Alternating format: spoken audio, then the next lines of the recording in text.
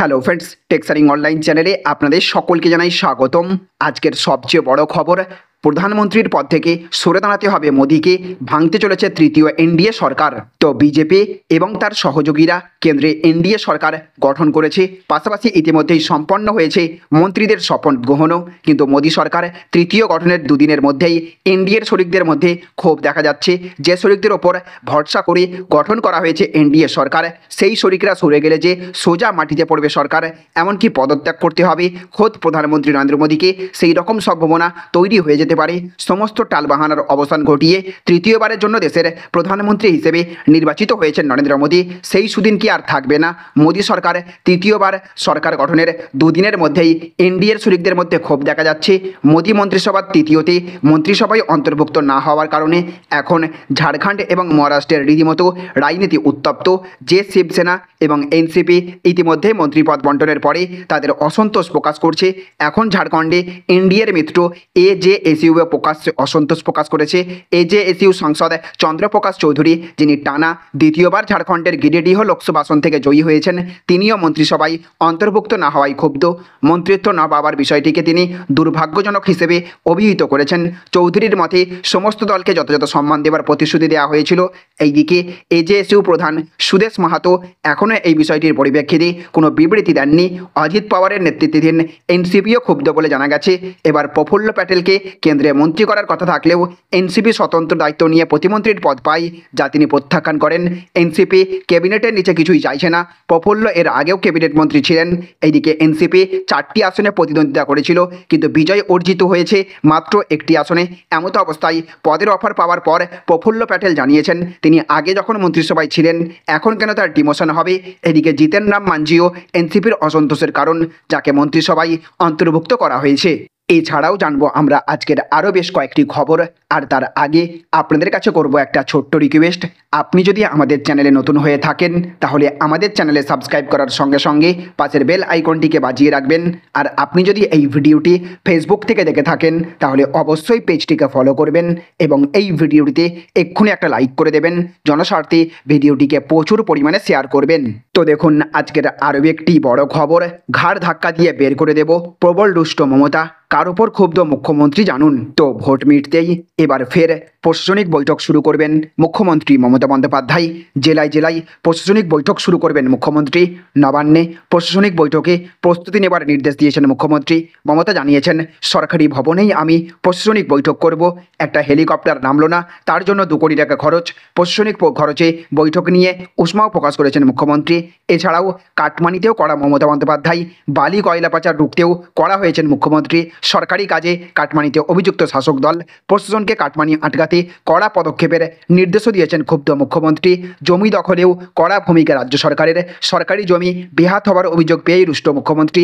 ঘাড় ধাক্কা দিয়ে বের করে দেবার হুঁশিয়ারিও প্রশাসনিক বৈঠকে দিয়েছেন মুখ্যমন্ত্রী। মমতা বলেছেন, দখলদারি মানব না, প্রশাসনিক আধিকারিকদের ঠিক করে কাজ করতে হবে। তো দেখুন আজকের আরও একটি বড় খবর, লোকসভায় ধাক্কা খেতেই অগ্নিপথে বদল, অগ্নিবীরদের বাড়তি সুবিধার কথা ভাবছে কেন্দ্র সরকার। তো লোকসভা নির্বাচনে ধাক্কা খেতেই অগ্নিপথ প্রকল্প নিয়ে ভাবনা চিন্তা শুরু করলো কেন্দ্র সরকার। সূত্রের খবর, অগ্নিপথ প্রকল্পের অধীনে অগ্নিবীররা যেসব সুবিধা পান তা আরও খানিকটা বাড়ানো যায় কিনা ভাবনা চিন্তা শুরু করেছে তৃতীয় মোদী সরকার। এমনটাই খবর এক সর্বভারতীয় সংবাদ মাধ্যম সূত্রের। 2022 সালে অগ্নিপথ প্রকল্প চালু করে কেন্দ্রের নরেন্দ্র মোদী সরকার। এই প্রকল্পে প্রতি বছর 45 থেকে 50 হাজার সেনা জওয়ান নিয়োগ করা হয়। নিযুক্তরা 4 বছর পর অবসরে নেবেন। এদের মধ্যে 25%কে আরও 15 বছরের জন্য নিয়োগ করা হবে। প্রকল্প ঘোষণার পরেই দেশ জুড়ে তুমুল আন্দোলন শুরু হয়ে যায়। হিংসাত্মক আন্দোলনের জেরে গ্রেপ্তার করা হয় বেশ কয়েকজন কর্মপ্রার্থীকে। 2024-এর লোকসভা নির্বাচনে এই অগ্নিপথ প্রকল্পকে সরকারের বিরুদ্ধে হাতিয়ার করে কংগ্রেস, যার প্রভাবও পড়ে একাধিক রাজ্যে। রাজস্থান, হরিয়ানা, পাঞ্জাবের মতো রাজ্যে ভালো মতো ধাক্কা খায় গেরুয়া শিবির। উত্তরপ্রদেশ, বিহারে বিজেপির ধাক্কার নেপথ্যেও অন্যতম ইস্যু ছিল এই অগ্নিবীর প্রকল্প। সেটা আন্দাজ করতে পেরে জেরেই কেন্দ্রের তরফে অগ্নিপথ নিয়ে মানুষের অসন্তোষের কারণ নিয়ে তথ্য তোলা শুরু করে প্রতিরক্ষা মন্ত্রক। সূত্রের দাবি, ফের প্রতিরক্ষা মন্ত্রী পদে দায়িত্ব পেয়েই রাজনাথ সিং সেই অসন্তোষ মেটাতে উদ্যোগী নিচ্ছেন। সূত্রের খবর, অগ্নিপথ নিয়ে বেশ কয়েকটি প্রস্তাব নিয়ে আলোচনা হচ্ছে। এর মধ্যে সবার প্রথম হলো অগ্নিপথের মাধ্যমে নিযুক্ত জওয়ানদের স্থায়ীকরণের পরিমাণ বাড়ানো হবে। আগে অগ্নিবিদদের মধ্যে 25%কে 15 বছরের জন্য চাকরিতে বহাল রাখার নিয়ম ছিল, এবার সেটা বেড়ে হতে পারে 40 থেকে 50%। শুধু তাই নয়, জওয়ানদের অন্যান্য সুবিধাও বাড়তে পারে। ইন সার্ভিস অবস্থায় আহত হলে বা জওয়ানের মৃত্যু হলে সাধারণ সেনা জওয়ানদের মতো সুবিধা দেওয়ার কথাও ভাবা হতে পারে। যদিও এই সবগুলি প্রস্তাবের পথে, এ নিয়ে মন্ত্রকে বিস্তারিত আলোচনার পরই এগুলো কার্যকর করা হতে পারে। তো দেখুন আজকের আরও একটি বড় খবর, তৃণমূলের সঙ্গে যোগাযোগ রাখছেন 3 বিজেপি সাংসদ, শীঘ্রই বিরাট চমক, দাবি তৃণমূল সাংসদের। তো 21-এর বিধানসভা ভোটের পর 24-এর লোকসভা ভোটেও বাংলায় ভরাডুবি হয়েছে বিজেপির। 30 থেকে 35টি আসনে জেতার টার্গেট নিলেও বাংলা থেকে মাত্র 12টি আসন পেয়েছে বিজেপি। এখানেই শেষ নয়, মন্ত্রিত্ব নিয়ে বাংলার বিজেপি সাংসদদের মধ্যে চাপা ক্ষোভ রয়েছে। যদিও এই নিয়ে প্রকাশ্যে মুখ খুলছেন না কেউ। এরই মধ্যে চাঞ্চল্যকর দাবি করলেন রাজ্যসভায় তৃণমূল সাংসদ সাকেত গোখলে। এক্স হ্যান্ডেলে সাকেত লিখেছেন, বাংলার 3 বিজেপি সাংসদ তৃণমূলের সঙ্গে যোগাযোগ রাখছেন। খুব বড় চমক অপেক্ষা করছে সবার জন্য। এখন বিজেপির সাংসদ সংখ্যা 240 আর বিরোধীদের জোট ইন্ডিয়ার সাংসদ সংখ্যা 237।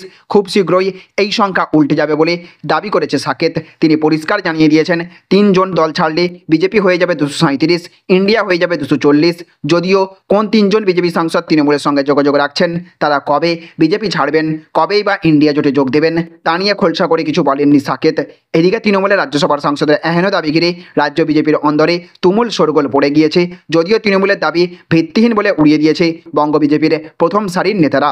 তো দেখুন আজকের আরও একটি বড় খবর, মলয়ের ওপর চোটে লাল মমতা, নিতে পারেন ভয়ঙ্কর পদক্ষেপ। তো নিজের আইন এবং শ্রমমন্ত্রীর ওপরে বেজায় ক্ষুব্ধ মমতা। সূত্রের খবর, লোকসভায় আসানসোলের ফলাফল নিয়ে খুশি নন তৃণমূল সুপ্রিমো, আর তার জেরেই কি ক্ষমতায় কোপ পড়তে চলেছে মন্ত্রী মলয়ের। শুরু হয়েছে জোর জল্পনা। সদ্য সমাপ্ত লোকসভা নির্বাচনে আসানসোল কেন্দ্রে তৃণমূল কংগ্রেস প্রার্থী শত্রুঘ্ন সিনহা জয়লাভ করলেও উপনির্বাচনের নিরিখে তৃণমূলের ভোটের ব্যবধান ব্যাপক পরিমাণে কমেছে।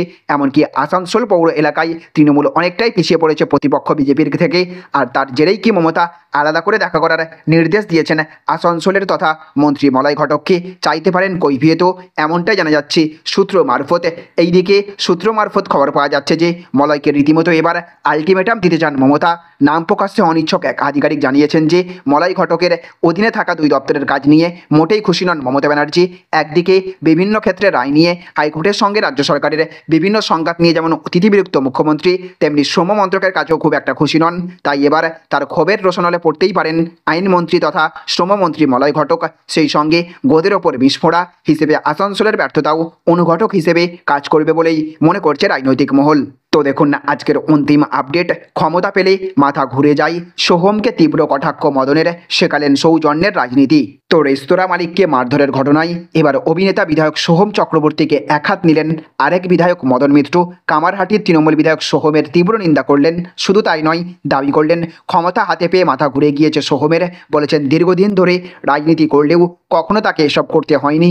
নিউ টাউনের এক রেস্তোরাঁর মালিককে মারধরের ঘটনায় কয়েকদিন ধরে শিরোনামে চণ্ডীপুরের বিধায়ক সোহম চক্রবর্তী। তাঁর বিরুদ্ধে একাধিক অভিযোগ সামনে এসেছে। বিজেপি নেতা শঙ্কুদেব পান্ডা দাবি করেছেন বিজেপি কর্মীদের মারধর করতে লোক ভাড়া করেছিলেন নাকি সোহম, এমনকি নিজের আত্মসহায়ককে দিয়েও নাকি একাধিক অপরাধমূলক কাজকর্ম করিয়েছেন সোহম। এবার সেই সুরেই সোহমকে বিঁধেছেন মদন। তাঁর বক্তব্য, অভিষেকের মতো বাচ্চা ছেলে বিপুল ভোটে জেতার পরও নম্র বিনয়ী হতে বলছে, আর আমাদের একটু ক্ষমতা পেলেই মাথা খারাপ হয়ে যায়। রাজনীতিতে যখন হাতে ক্ষমতা আসে, যখন বোঝা যায় মানুষ গুরুত্ব দিচ্ছে, কথা শুনছে, তখনই মারধর নীতি চলে আসে। ও যেটা করেছে অন্যায় করেছে। তাহলে ফ্রেন্ডস বুঝতে পারলেন, এই ছিল আজকের কয়েকটি গুরুত্বপূর্ণ আপডেট। এই ভিডিওটি আপনাদের যদি ভালো লেগে থাকে তাহলে অবশ্যই ভিডিওটিতে একটা লাইক করবেন এবং অবশ্যই ভিডিওটিকে রাজ্যের সমস্ত মানুষের কাছে শেয়ার করে সকলকে জানার সুযোগ করে দেবেন। ভালো থাকবেন, সুস্থ থাকবেন। Thank you friends, thank you for watching.